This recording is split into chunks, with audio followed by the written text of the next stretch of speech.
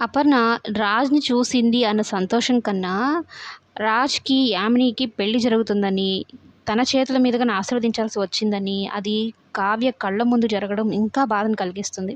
ఏంటి కావ్య ఇదంతా? అసలు ఏం అర్థం కావడం లేదు. వాడికేంటి? ఆ యామినితో పెళ్ళేంటి? ఏంటి ఇదంతా అని అంటూ ఉంటే, గతం గుర్తొచ్చేంత వరకు ఈ బాధను అనుభవించాల్సిందే అత్తయ్య అన్నట్టు చెప్తూ ఉందనమాట.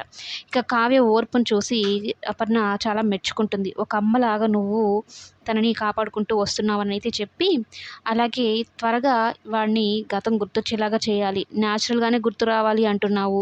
మరి ఏం చేస్తే వాడికి గతం గుర్తొస్తుంది అంటూ అపర్ణ కావ్యతో మాట్లాడుతూ ఉంటుంది. ఇక యామిని రాజుని తీసుకొని ఇంటికి వెళ్తుందా, అక్కడ ఇంతసేపు ఎక్కడికి వెళ్ళావు అని వాళ్ళడిగితే, మా అమ్మగారికి ఈరోజు పుట్టినరోజు కాబట్టి అన్నదానం చేయడానికి వెళ్ళాను అంటే, మీ అమ్మగారు పుట్టినరోజుని ఈరోజు నీకెలా తెలిసింది అంటూ మాట్లాడతారనమాట.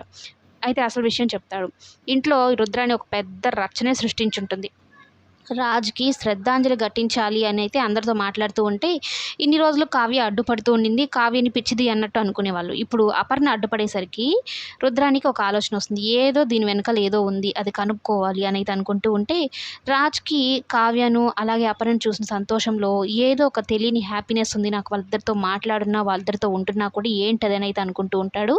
ఇక రుద్రాణి మాత్రం వీళ్ళిద్దరి మధ్యన ఏం జరుగుతోందన్నట్టు కనుక్కోవాలన్న ఆలోచనలో, ప్లాన్‌లో ఉందనమాట.